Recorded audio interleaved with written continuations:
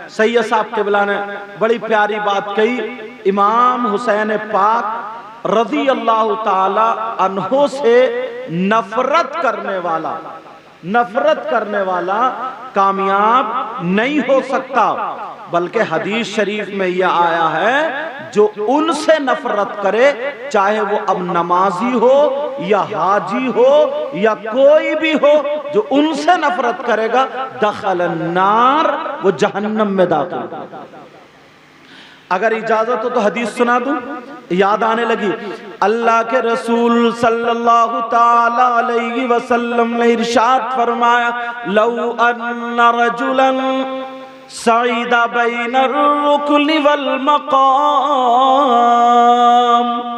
फसल्ला वसामा थुम्मा माता वहुवा मुबग़िदु लिअहलि बैत मुहम्मद सल्लल्लाहु ताला अलैहि वसल्लम दखलन नार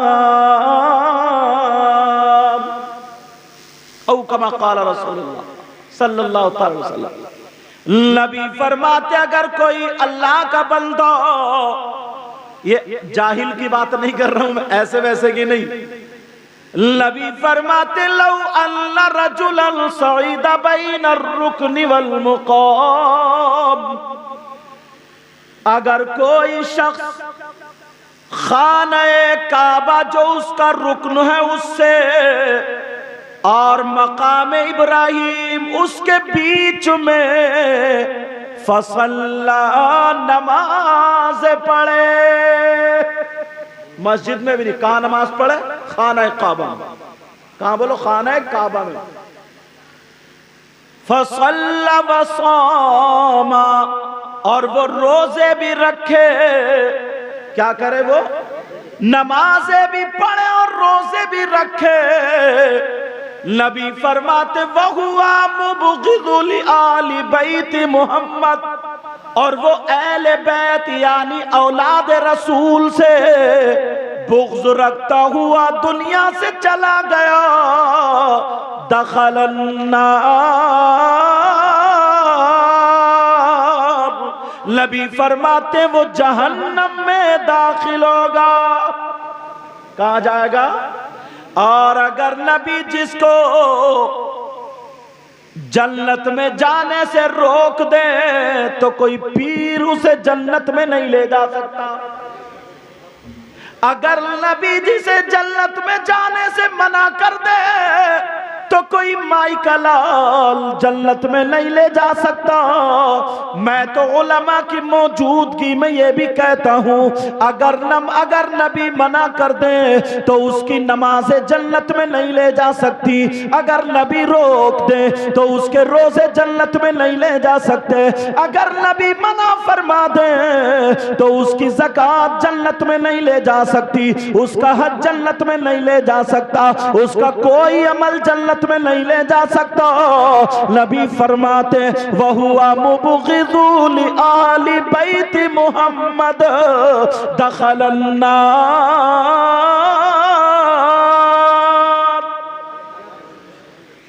खत्म। लोग इशारे पे कुछ भी बात कह के चले जाते हैं, कुछ भी उठा करके चले जाते हैं, मगर मुझे उनकी बात पर यह हदीस याद आई, जरा गौर करो, तवज्जो करो।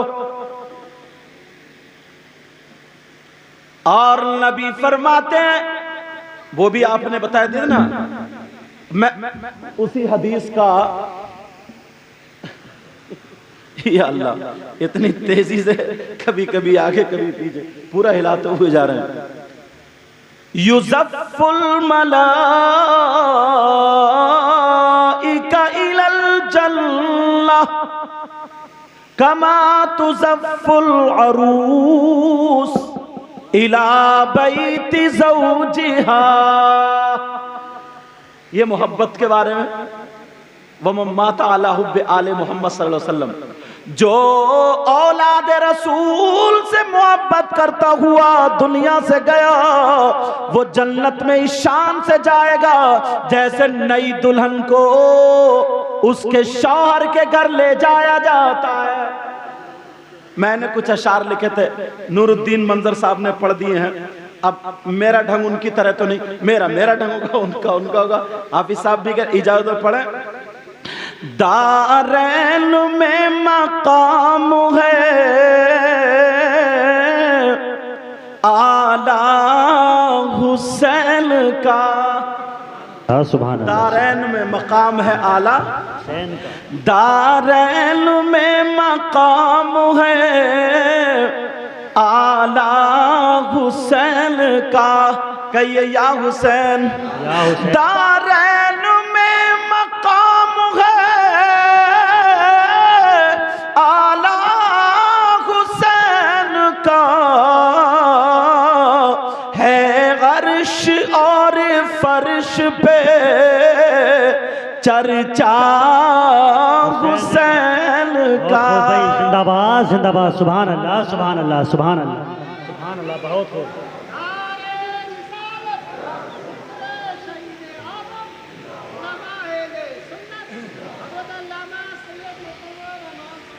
एक शेर और पढ़ूं।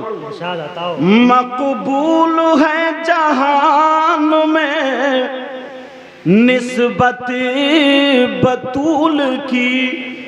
सैयदा फातिमा का लक़ब है बतूल, निस्बत। और फिर देखिए, मकबूल है जहान में निस्बत बतूल की। मकबूल है जहान में निस्बत बतूल की, और बेमिसल है जहान में शजरा हुसैन का। सुभान अल्लाह। अगर किसी की माँ फातिमा जैसी हो तो दिखाओ, किसी का बाबा अली जैसा हो तो दिखाओ, किसी का नाना मोहम्मदुर रसूलुल्लाह जैसा हो तो दिखाओ। बेमिसल है जहान में शजरा हुसैन का। आगे नहीं पढ़ूंगा क्योंकि मुझे कुछ और बोलना। बेमिसल है जहान में शजरा हुसैन का। नबी के सहाबा, तवज्जो रखना, मगर खास कुछ सहाबा थे जिनको नबी तरबियत देते थे। अब जरा नबी की तरबियत, उलमाए अहले सुन्नत का इस बात पर इत्तेफाक और इजमा है। किस बात पर? कि अंबिया और रसूलों के बाद सबसे अफजल व आला जात का नाम सैयदना अबू बकर सिद्दीक रज़ी अल्लाह ताला अन्हु है। किसका नाम है आता बोलो? सैयदना हजरत अबू बकर सिद्दीक का नाम आता है। मगर इनकी तरबियत देखो, मेरे नबी ने 17 मर्तबा इनको अपनी मौजूदगी में यानी जाहिरी हयात में मुसल्ले पर हुक्म दिया था। 17 मर्तबा इन्होंने नमाज पढ़ाई थी। यही वो जात है। मगर अब देखो, मेरे नबी जाहिरी दुनिया से तशरीफ ले गए, आका तशरीफ ले गए, मदीने शरीफ की आबादी बढ़ने लगी, मदीने शरीफ में लोग ज्यादा हो गए, नए नए लोग आकर के बसने लगे। सैयदुना हजरत अबू बकर सिद्दीक रज़ी अल्लाह ताला अन्हों की खिलाफत का दौर था। अबू बकर सिद्दीक ने एक जलसा किया। क्या किया बोलो? और सहाबा को बुलाया, बुला करके अब अबू बकर सिद्दीक तकरीर फरमाते हैं और कहते हैं, सुनो सुनो ऐ मेरे भाइयों सुनो, मदीने शरीफ की आबादी बढ़ गई है, मदीने शरीफ में लोग ज्यादा हो गए, मगर मैं तुम लोगों पर एक जिम्मेदारी दे रहा हूँ। वो जिम्मेदारी क्या है? वो जिम्मेदारी ये है, जो जो जिस मोहल्ले में है उस मोहल्ले की पूरी खबर मुझे दे। कौन नाबीना है, कौन अपाहिज है, कौन मोहताज है, कौन गरीब है, किसके घर में खाने को नहीं है, किसको क्या परेशानी है, किसको क्या जरूरत है, मैं इतनी देख रेख नहीं कर पाता हूँ। जरा तुम लोग ख्याल करना। सारे लोगों ने अपना अपना नाम लिखा दिया। फुला मोहल्ला मैं देखता हूँ, फुला मोहल्ला मैं देखता हूँ, उधर का इलाका मैं देखता हूँ। सारे इलाकों के सामने उन्होंने बता दिया।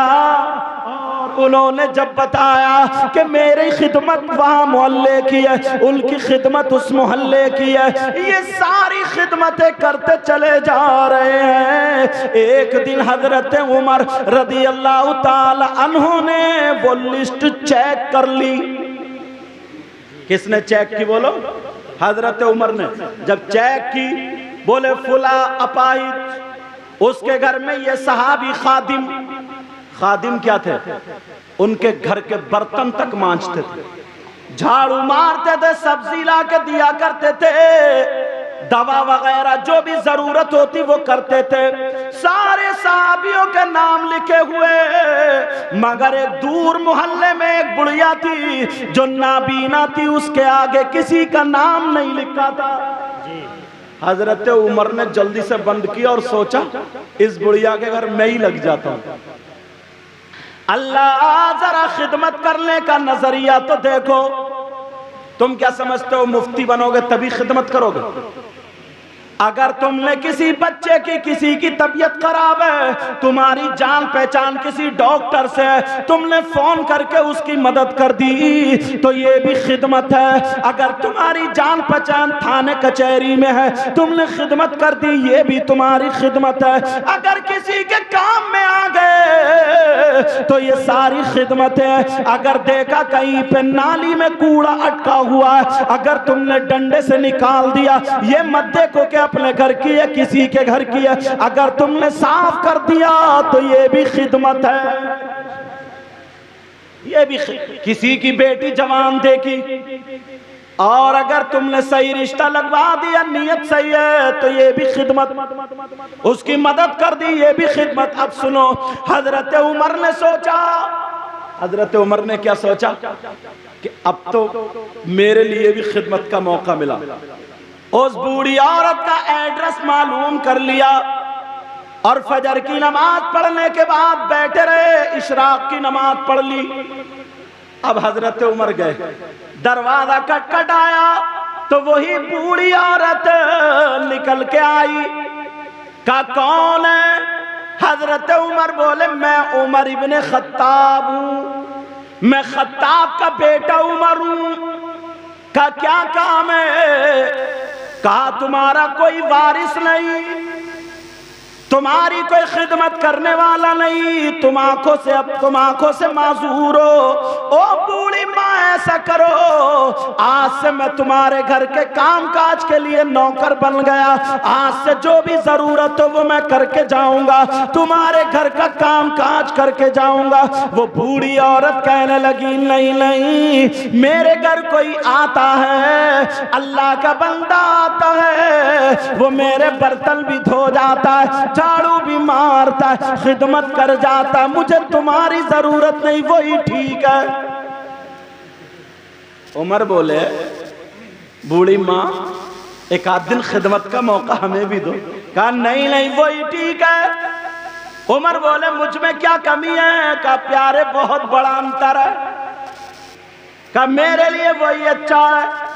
का क्या अच्छा है? मैं भी तो वही काम करूंगा।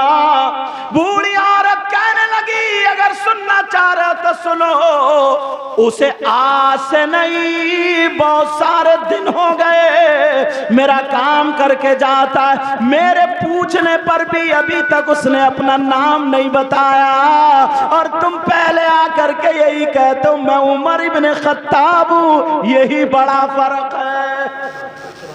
ये तो देखो, सुभान अल्लाह, सुभान अल्लाह। अच्छा कौन है वो? बूढ़ी औरत बोली बेटा मुझे भी पता नहीं। हजरत उमर बोले देखता हूँ पकड़ता हूँ है कौन। हजरत उमर ने उस दिन इशराक की नमाज नहीं फजर की नमाज पढ़ के आ गए।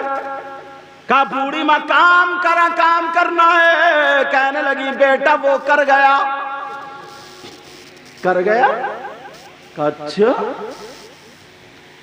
हजरत उमर कहने लगे आज मैंने फजर की नमाज से पहले ही तहज्जुद की जब पढ़ी तो मैंने सोचा कि चलो चल करके देखूंगा कौन है, थोड़ा सा लेट हो गया। जैसे ही अजान हुई नमाज से पहले फौरन में पहुंचा तो बूढ़ी कहने लगी बेटा मेरे घर का काम वो कर गया। हजरत उमर बोले कोई फरिश्ता है या क्या मामला, कौन है? और तुम नारे तो बहुत लगाते हो, जरा तवज्जो रखना मेरी इस बात पर। हजरत उमर नमाज पढ़ के बोले आज रात को सोऊंगा नहीं, वो भी उमर ही थे। बैठ गए आड़ से जाके बोले देखूंगा है कौन। हजरत उमर आड़ से बैठे तो देखा एक शख्स नकाब डाले हुए, चप्पलें हाथ में, जो भी उस वक्त की जूती चप्पल थी हाथ में ली, दरवाजे पे रखी, नंगे पांव आए थे, गए और सारा काम किया। उमर दरवाजे पे खड़े हो गए, जरा निकल के आओ, तुम अपनी पहचान तो बता दो कौन है, जरा मैं भी तो देखूं, नाम रजिस्टर में लिखा हुआ नहीं है। तो जब बाहर निकल के आए का कौन है, हजरत अबू बकर सिद्दीक ने अपना चेहरा, अपना नकाब उठाया तो उमर चौंक गए। कहने लगे भाई अबू बकर तुम हो? कहा जरा आहिस्ता बोलो लोगों की नींद ना खुल जाए। कहा अबू बकर चप्पल पहन के क्यों नहीं आए? कहा अगर मैं चप्पल पहन के आता तो आवाज आ जाती, पड़ोसियों की नींद में खलल पड़ता। अल्लाह अल्लाह कहने लगे अबू बकर तुम्हारे मकाम को कोई नहीं पहुंचेगा। सुभान अल्लाह, नारे तकबीर, नारे रिसालत, नारे गौसियत, मसलके आला हजरत, नारे तकबीर, नारे। अगर 3 बेटे हैं तो माँ बाप तो एक ही है, उन्हें भी बांट लिया तुमने। जवान हुए, शादी हो गई, अब बांट लिया। 8 दिन बड़े वाले के यहाँ और 8 दिन बीच वाले के, 8 दिन छोड़ बना दिया बेचारे माँ बाप को भिखारी।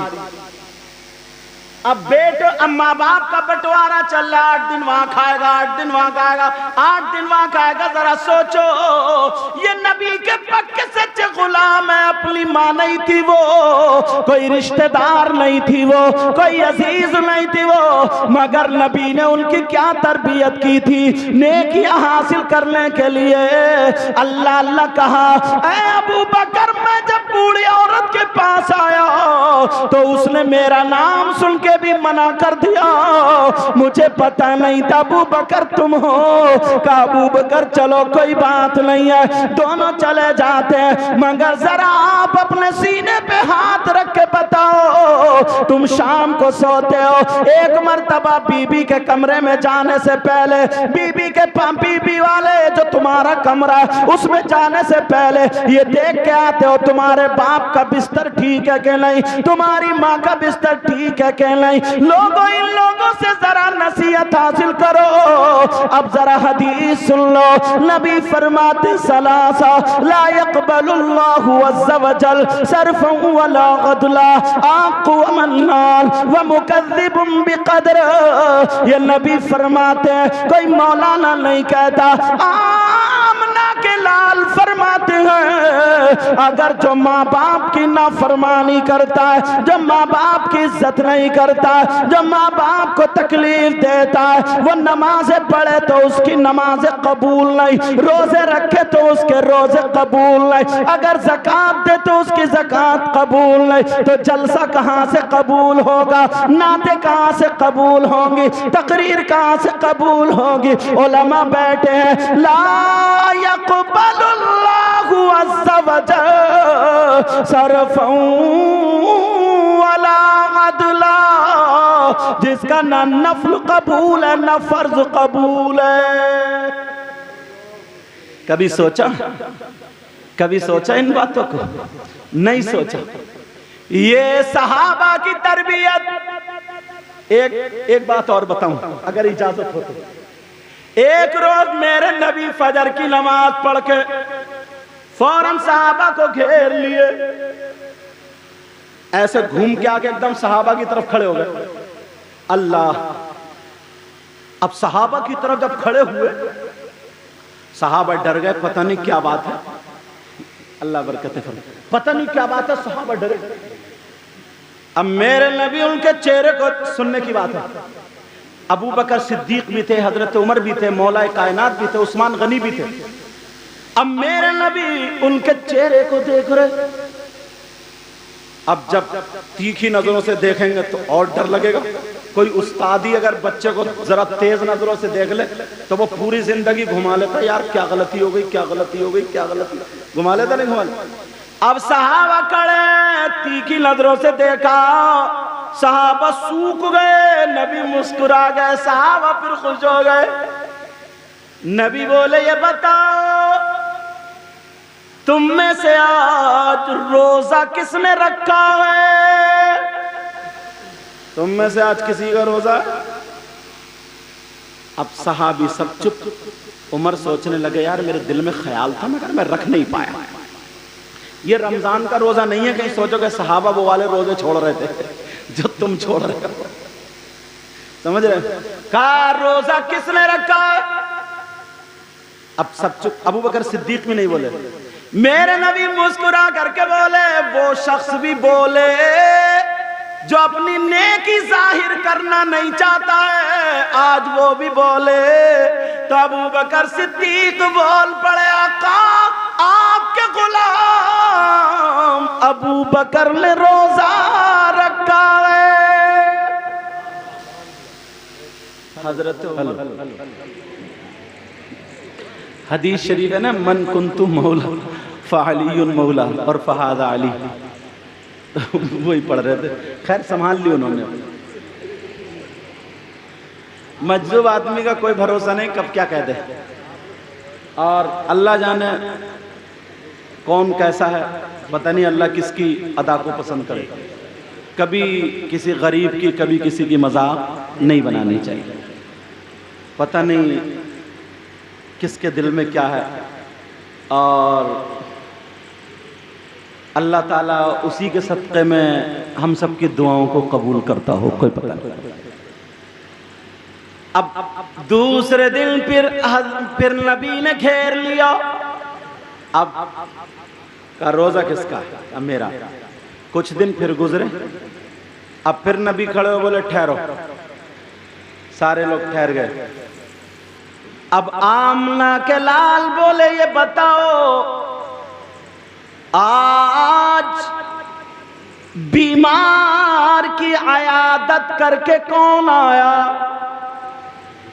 हजरत उमर बोले, आज अभी तो फजर की अजानी हुई है, अभी नमाजी हुई है, अब जाके करेंगे, अब कौन करके आया होगा?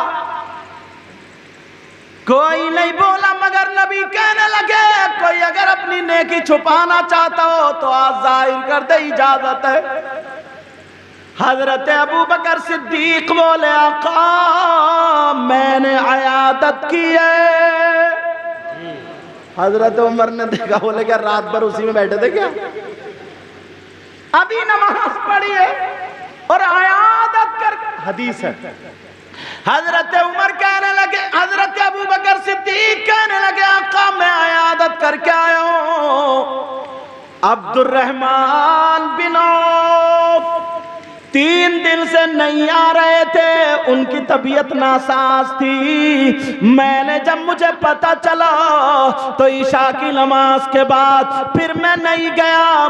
मुझे मालूम था, क्योंकि मैं उनके हालात जानता था। वो नमाज पढ़ के जल्दी सोने वाले इंसान थे। मैंने सोचा उनकी नींद में खलल वाक़ ना हो, मैं रात को नहीं गया। मगर जब तहज्जुद में उठा तो मुझे मालूम था अब्दुर्रहमान बिन औफ भी तहज्जुद में उठते हैं। मैंने तहज्जुद की नमाज अदा की। की और नमाज अदा करने के बाद जब फजर का वक्त शुरू हो गया, उधर अजान हो गई, मैं अब्दुर्रहमान बिन औफ की पहले इयादत करने गया। आका बाद में आपके पीछे नमाज अदा की। मेरे नबी बोले सीखो सीखो।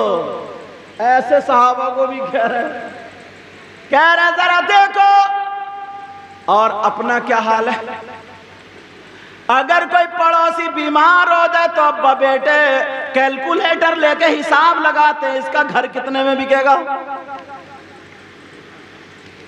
इसका घर कितने में बिकेगा, और लालच में पैसे देते रहते, खूब कर्जा हो जाएगा, फिर घर की बोली लगने लगती है, या कोई प्लॉट है उसकी बोली लगने लगती है। मतलब इंसान हो गया और खाली अपने आप को गुलाम बताता है। जरा इन लोगों की जिंदगी तो देखो। पहले जा करके सबसे पहले जब दिन फजर का टाइम शुरू हुआ तो मरीज की इयादत करके आए, उनकी खैरियत लेकर के आए। अब नमाज अदा की। मेरे नबी फरमाते हैं, ऐ लोगों जरा सीखो।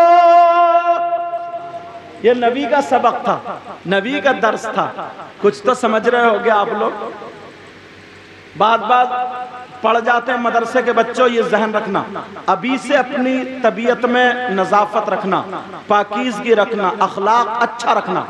अभी से जब तुम आलिम बन जाओगे ना तो आगे तक तुम्हारी यही आदत रहेगी।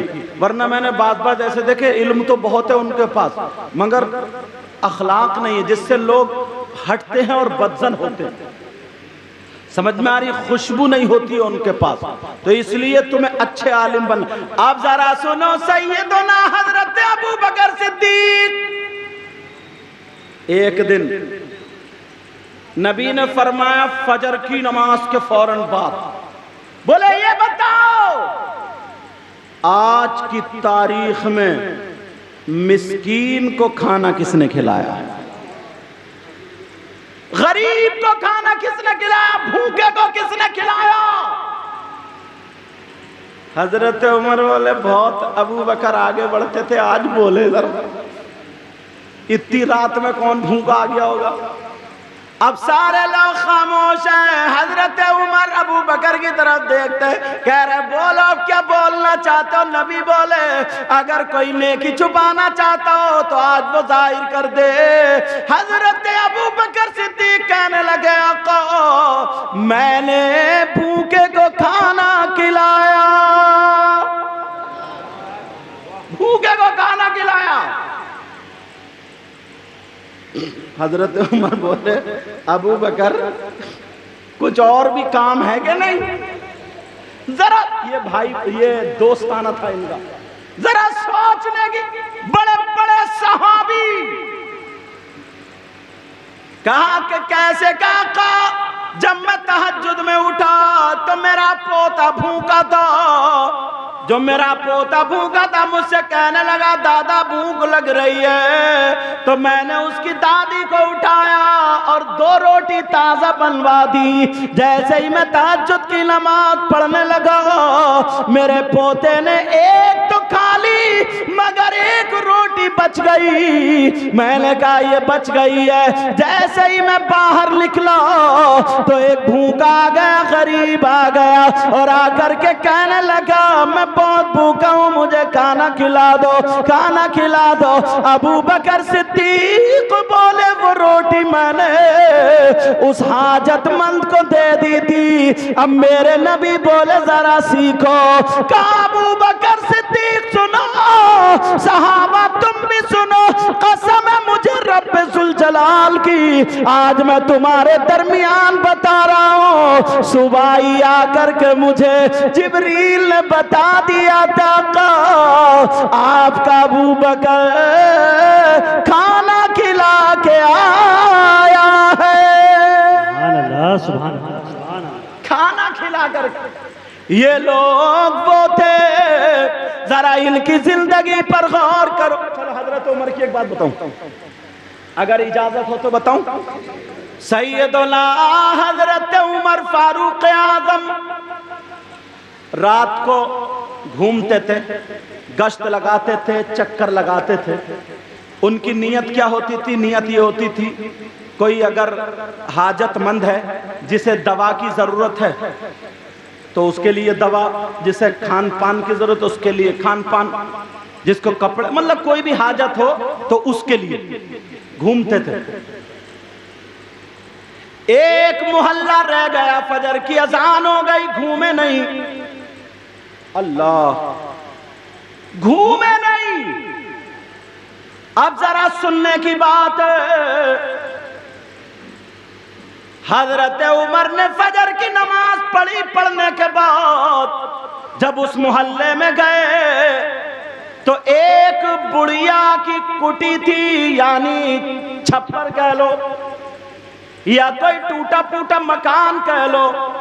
वो बुढ़िया का मकान, उसमें बुढ़िया शोर मचा रही थी। कैसा खलीफा उमर, उसे अपना होश नहीं है, उसे कुछ भी पता नहीं है। अब जब इन्होंने नाम सुना, इन्होंने दरवाजा खटखटाया, पहुंचे, बुढ़िया से कहा, ओ माई अगर इजाजत तो अंदर आ जाऊं।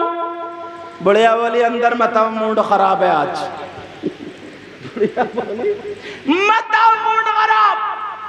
कहा क्यों? कहा पूछो मत, आगे खैरियत पूछने के लिए।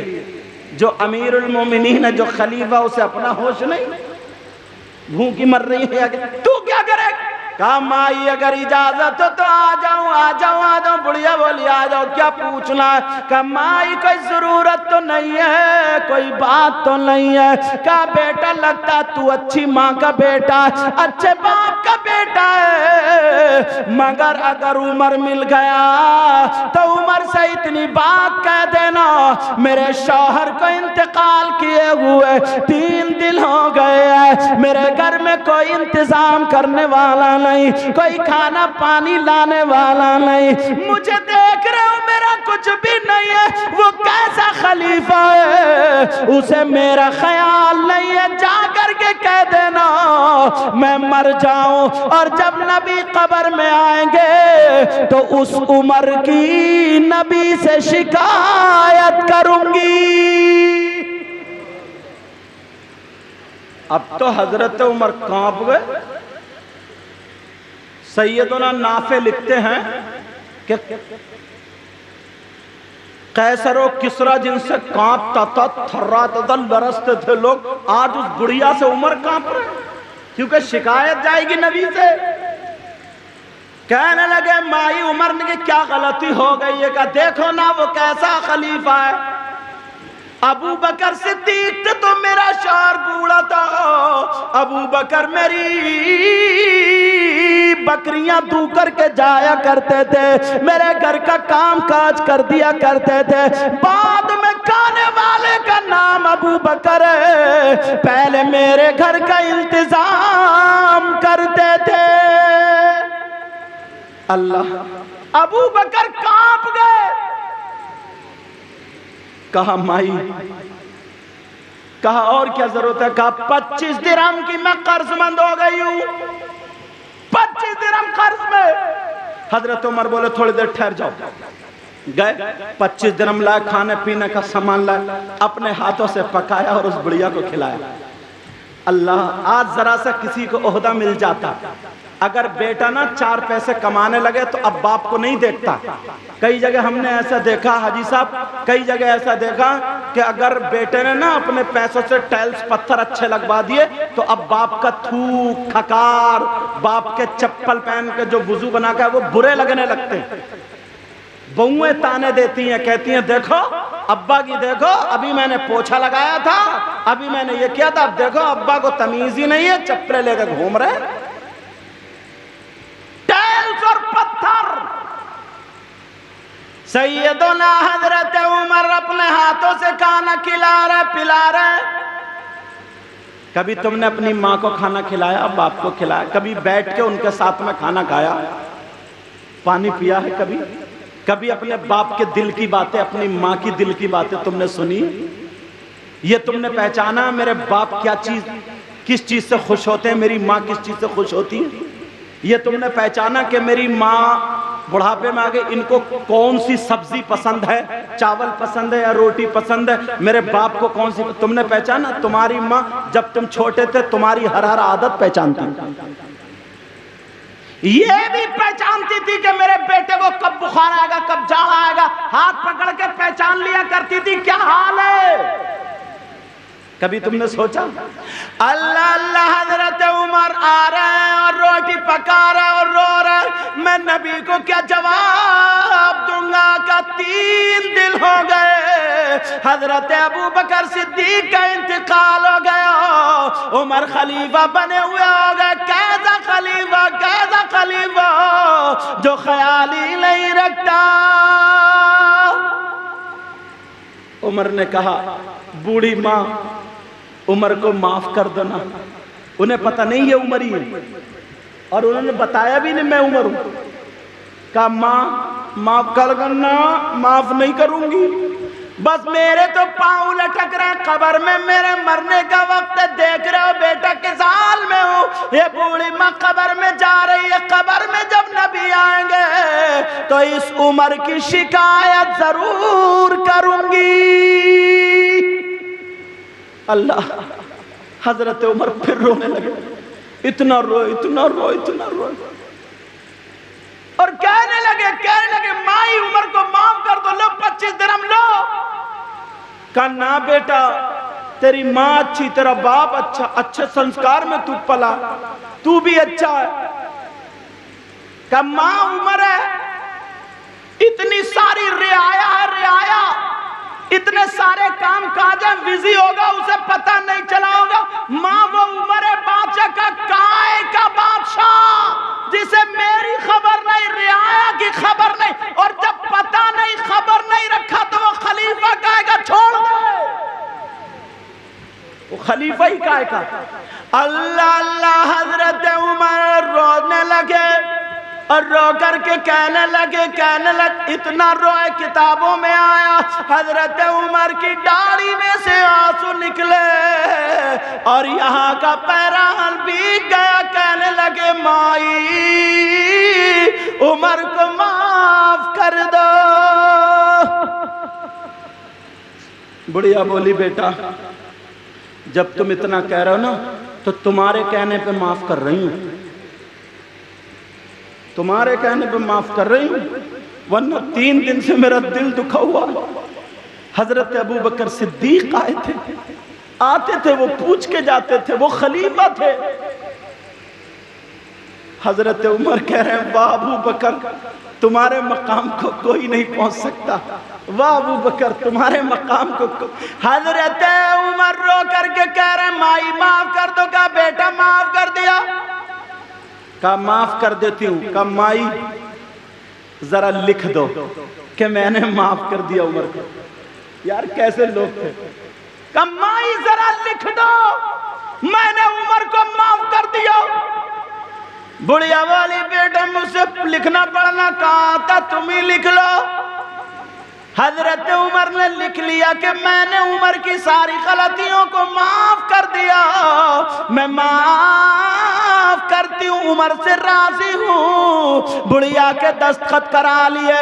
जब दस्तखत हो गए उमर रो रहे थे, इतने में हजरत अली आ गए और एक सहाबी और आ गए और अली आ करके कहने लगे उमर पूरे मदीने में तुम्हें हम ढूंढ रहे, फजर के बाद तुम कहाँ चले गए थे, तुम यहाँ इन बूढ़ी औरत के पास हो, हम तुम्हें ढूंढते ढूंढते थक गए। जब ऐसे करके आंखें देखी तो उमर रो रहे थे। कहा उमर क्या बात। बुढ़िया उठ के खड़ी हो गई। कहा ये उमर है जी का मरवा दिया, उसे पता नहीं लगा। बुढ़िया उठ के खड़ी हो गई। कहा ये उमर है। उमर बोले माई बैठ जाओ, माई बैठ जाओ। नबी के पास अगर मेरी शिकायत चली गई और नबी ने मुंह मोड़ लिया तो उमर कहीं का नहीं रहेगा। नबी ने मुंह मोड़ लिया, तुम जरा अपने काम काज पे नजर मारो। हमारे कारनामे कैसे, अगर नबी ने हमारे कामों से नाराज होकर के मुंह मोड़ लिया तो हम कहां जाएंगे।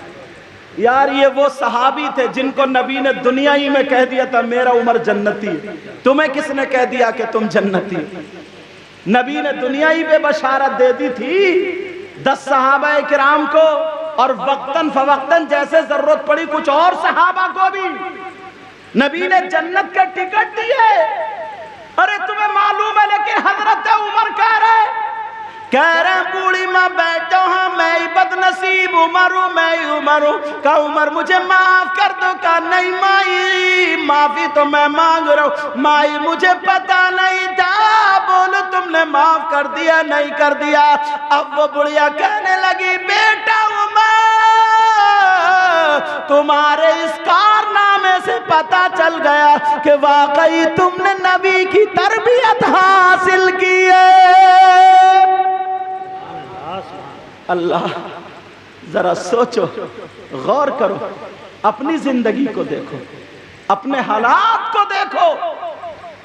एक मर्तबा क्या हुआ ना, ऐसे इसी से मिलता, टाइम देख लूं ज्यादा तो नहीं हो गया, अच्छा और 1:30 बजने वाला, 1:29, इसी से मिलता जुलता वाकया। हजरत उमर का बहुत नाम सुना, उनके इलाके का ना जो एक बादशाह था, जो उस वक्त एक बड़ा आदमी था, उसको बना दिया था, वो उन पे जुल्म कर रहे थे। तो वो शिकायत दोनों मियाँ बीबी हजरत उमर के पास लेके पहुंचे।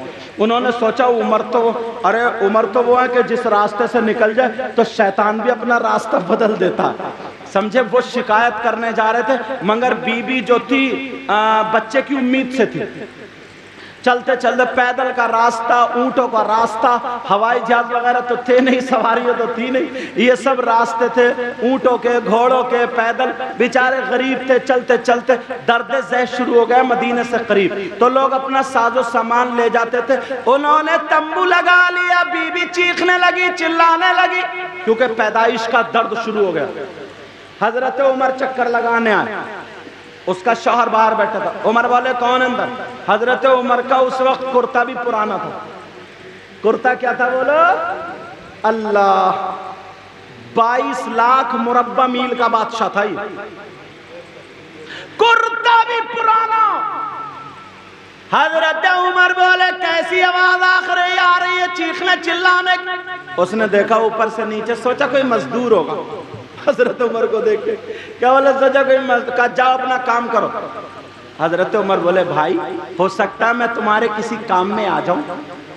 क्या ये बताओ, अगर यहाँ पे कोई दाई हो तो उसको बुला लो, मेरी बीबी को दर्द से हो रहा, यानी पैदाइश का दर्द हो रहा। हजरत उमर बोले ठीक है मैं इंतजाम कर। सीधे गए बीबी के पास अपनी।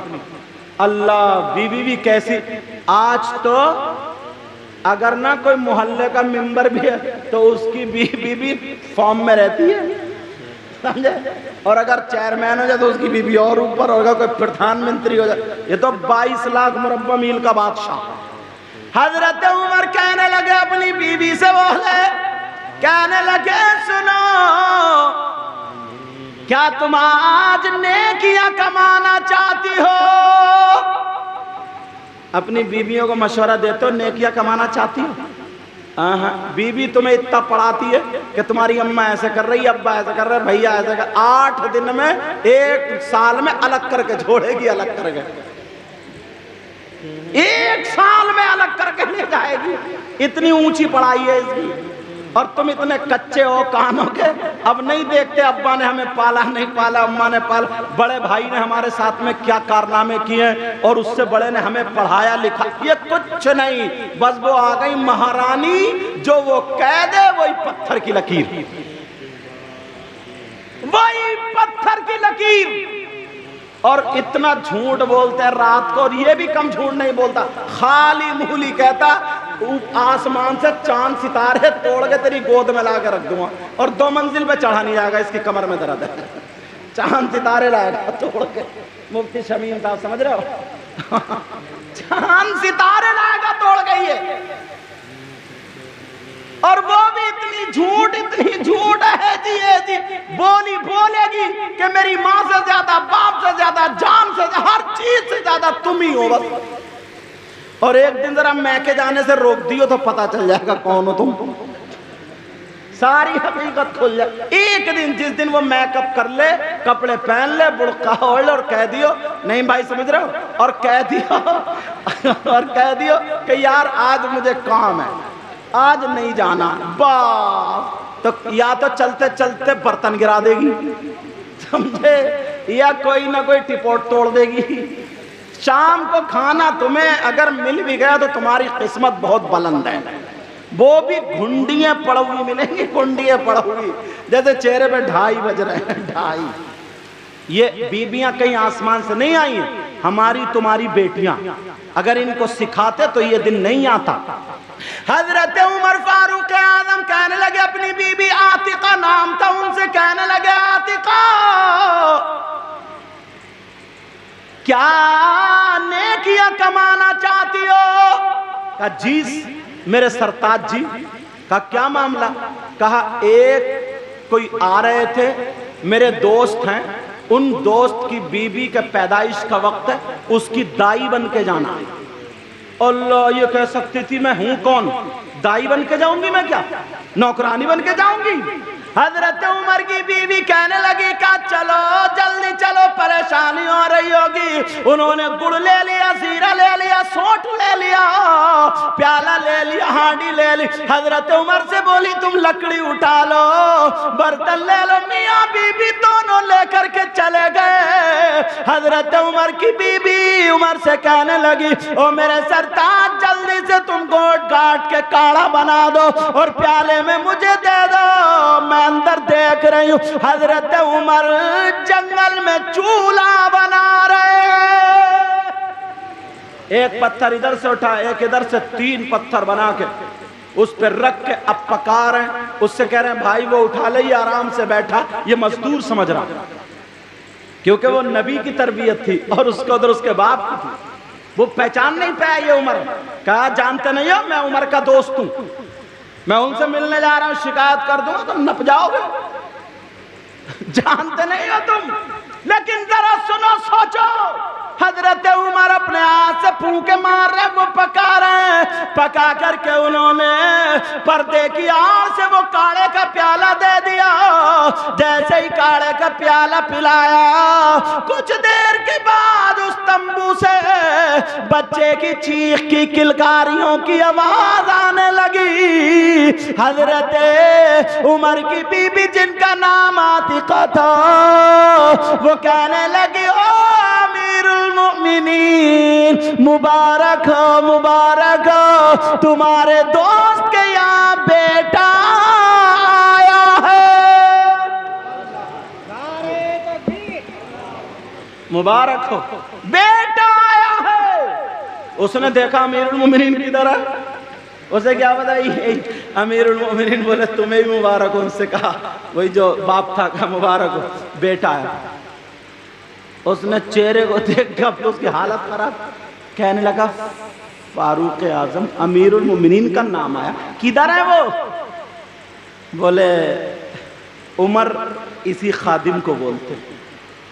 अब तो उसकी मत कट गई पाँवों पे, कहने लगा हुजूर माफ कर देना, मुझे पता नहीं था, पत्थर भी मैंने आपसे ही उठवाए, चूल्हा भी आपसे ही जलवाया। यार जरा सा ओहदा दे दो, बाप को भूल जाते हो, पड़ोसी को भूल जाते हो, रिश्तेदारियां कट कर लिए, बहन बहनों की कोई चीज नहीं रहे, बेटियां अपने घर ईद को नहीं बुलाते, बकरा ईद को नहीं, कोई भी फंक्शन हो लड़ाइयां पहले ही निकाल के बैठ जाते हैं।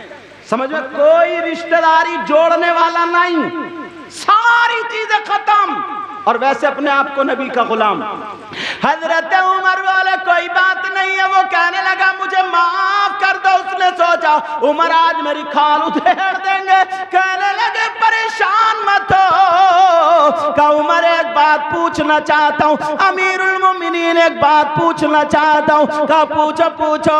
का मैंने तो आपके बारे में बहुत कुछ सुना है, शैतान भी रास्ता बदल देता है, मगर आप उससे नहीं हुए, नाराज नहीं हुए, आपने कुछ नहीं कहा, मुझे मारना मार देना चाहिए था, मेरे गले पे पांव रखना चाहिए था, आपने कुछ नहीं कहा, गुस्सा क्यों नहीं नहीं आया। तो हजरत उमर बोले तूने तरबियत सीखी अपने बाप से और उमर ने सीखी रसूल पाक से।